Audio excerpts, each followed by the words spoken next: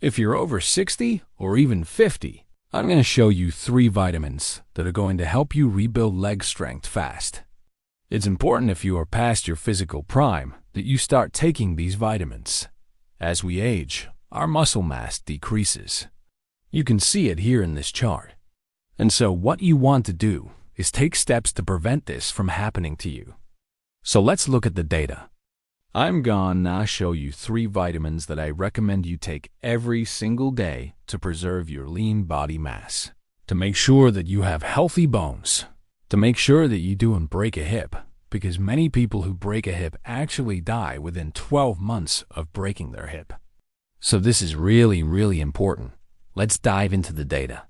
So let's talk about the top vitamin for building up your legs and keeping your legs strong.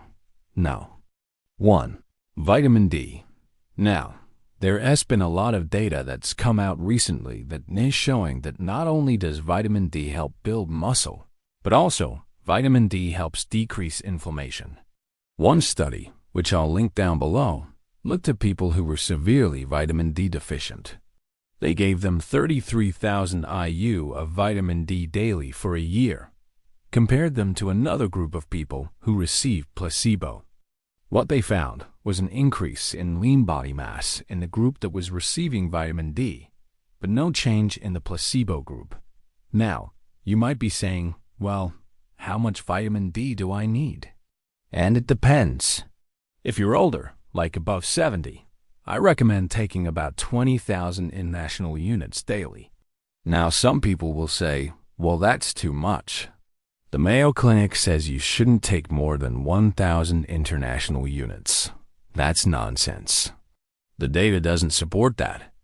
In fact, if you look at populations that naturally have higher levels of vitamin D, like the Inuit, they have 10 times the amount of vitamin D in their blood that most people have.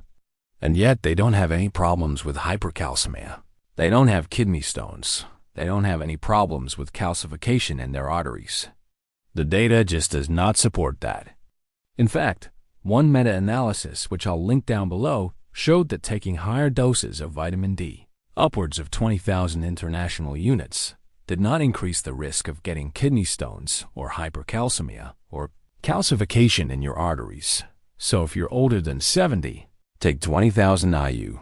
If you're between 50 and 70, I would recommend taking 10,000 IU. And if you're younger than that, then I would recommend taking about 5,000 international units. Now the question is, how do you know if you're low in vitamin D? Well, you can get your vitamin D levels checked through a blood test. But here's the problem with that. You don't want to check your vitamin D levels when you're retaking vitamin D, because it takes weeks to months for your vitamin D levels to go up in the blood. So you might have taken vitamin D for a while, and your blood levels still might not be where you want them to be. So a better way to know if you're low in vitamin D is to look at your parathyroid hormone levels. This is something that you can get checked through a blood test. If your parathyroid hormone levels are high, that means that you're low in vitamin D, and I'll explain why. The parathyroid hormone is made by 4 small glands around your thyroid, and its job is to keep the amount of calcium in your blood at the right level. If you're low in vitamin D, that means your intestines are not absorbing enough calcium. So the parathyroid hormone will go and grab calcium from your bones and release it into the blood. But now you have a problem because you're getting less calcium from your diet because you're low in vitamin D. Your parathyroid hormone is releasing all this calcium from your bones into the blood. And now you're left with osteopenia or osteoporosis. So if you want to know if you're low in vitamin D, check your parathyroid hormone levels. If they're elevated, that means you should continue to take vitamin D. Now, how do you know if you're getting enough vitamin D? Well, one way to do it is you can check your vitamin D levels. But again, it takes weeks to months to see a difference. Another way to do it is to check your parathyroid hormone levels every once in a while. And if they start coming down, that means you're probably getting enough vitamin D. Also, you can watch your energy levels. Do your energy levels increase? because vitamin D has been shown to increase energy levels. No. 2. Boron. Boron is a very exciting mineral that's being studied more and more for various different things. In one study, they took 48 healthy elderly individuals, randomized them into two groups, one group that received boron and another group that was the placebo. What they found was that there was an increase in lean body mass in the group that was receiving boron compared to the placebo. This is very exciting because all you need is 6 milligrams of boron a day. Now the big side effect, if you can call it a side effect, is that you might have slightly pink or slightly orange urine. That's it, but you can correct that by drinking more water. Other than that, there are no side effects. Boron also acts synergistically with magnesium. So, if you take these together, you'll enhance the effect of both nutrients. So I recommend taking 6 milligrams of boron and 200 milligrams of magnesium daily. Number 3. Calcium. There is nothing more anti-aging than calcium, especially if you're a woman. Women lose a significant amount of bone mass after menopause. One study looked at women over 50 years old who were postmenopausal.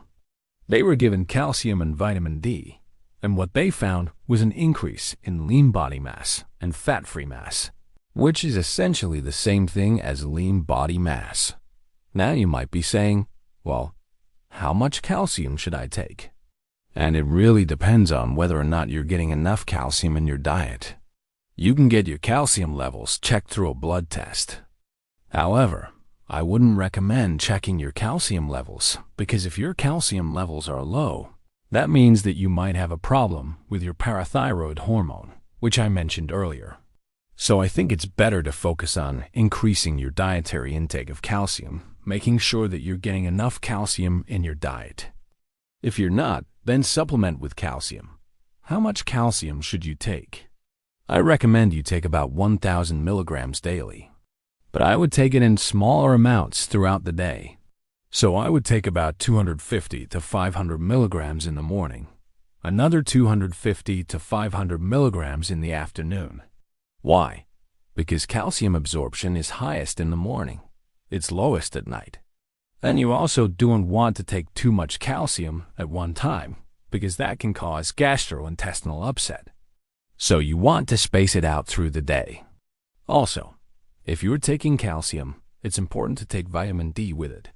Vitamin D helps increase the absorption of calcium. As you can see, it's very simple to increase your lean body mass. You just need to make sure that you take these 3 supplements every single day. Now, there's one other thing that's very important if you want to increase your muscle mass, and that is to lift weights. I have a video on that as well. So make sure you check that out.